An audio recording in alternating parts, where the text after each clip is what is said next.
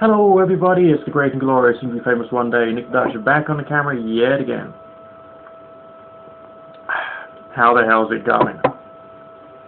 Just continuing the request series. Now, one of the things that was mentioned in the comment section under one of the request videos, of course, if you've got any more requests, don't hesitate to leave it in the comment section, and I will consider adding it to the rotor, adding it to the series.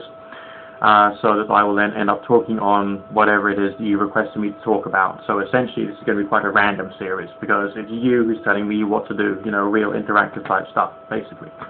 So again, so long as it's not a question of me taking all my clothes up and running around naked in the field or something stupid, I will probably talk about it or do it, okay?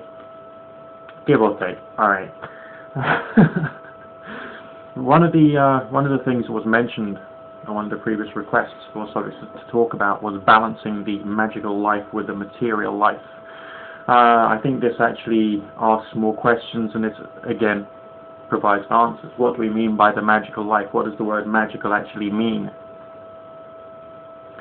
If you're talking about prancing around in a circle with a wand, is that really magical? No, that's theatrical, or that's religious. So, in this case, does the word magical mean religious? Possibly, because some of the ideas you use when you're trying to improve certain skills do verge upon the religious. So, how do I balance the religious side of life with the material side of life? Quite simply, when I'm doing everything else, I don't bloody think or worry about anything of a religious or spiritual nature. When I'm going down to pay my council tax, I'm going down to pay my council tax. The only variety of prayer I might be saying to myself is, I hope I've got enough money to keep myself alive to the end of the month, or, or to the end of the week, or when I'm going to get the next paycheck cleared, and all the rest of that. There's nothing else of a religious nature or spiritual nature involved in that whatsoever. But what about, you know, the word magic? When people talk to me about magic, it would be a good idea if they were to say what they mean by it. Because when I first got involved with what I consider to be magic, it was there to try and create effects in the outside world as a result of certain forms of practice. And these things already happened. The only real results I managed to get have been those related to astral projection, or those related to spiritual healing, or something of a psychosomatic nature. In its own right, was that worthwhile? Kind of. But does that fulfill all the promises that were given to me by certain individuals who had certain viewpoints? Bottom line, no. These individuals who had certain viewpoints, could they really be regarded as being magicians? Well, taking into account the Crowley's definition of magic, as well as to be and to do, was, of course, the art and science of cause and change to occur in conformity with the will. You know, these people did not have a fully rounded and in-depth understanding of the scientific method, nor did they understand the application and improvement of artistic creativity. So, were they magical people? No, they were religious people. And you might think, you know, well, what about all the symbology and all the magical symbols that they use? Well, they're not magical symbols. They are religious symbols that some people attempt to use in a more practical manner, namely to change the mood or change the state of mind, or to help them to think in different ways, to stimulate creativity, and with some individuals to attempt to create changes in the outside world. But these are religious symbols.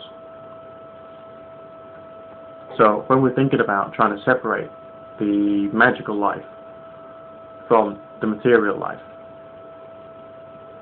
you know, we got to define the terms. We got to make sure that we're singing from the same hymn sheet, so to speak.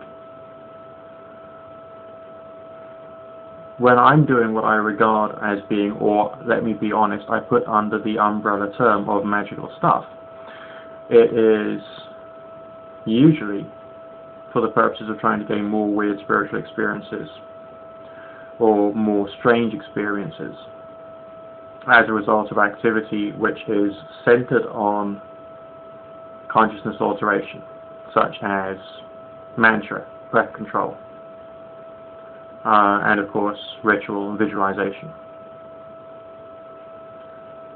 as well as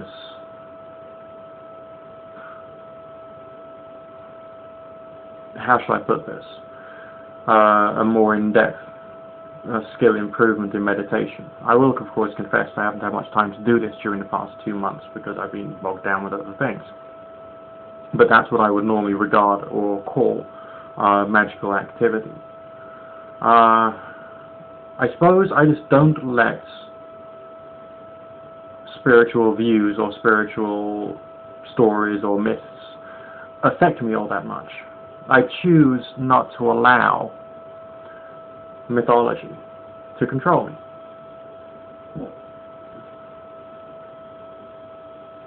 I think it is important to not allow spiritual mythologies to control you, otherwise, you'll be terrified of certain times of day, phases of the moon, pieces of wood in the shape of foliate faces, or whatever.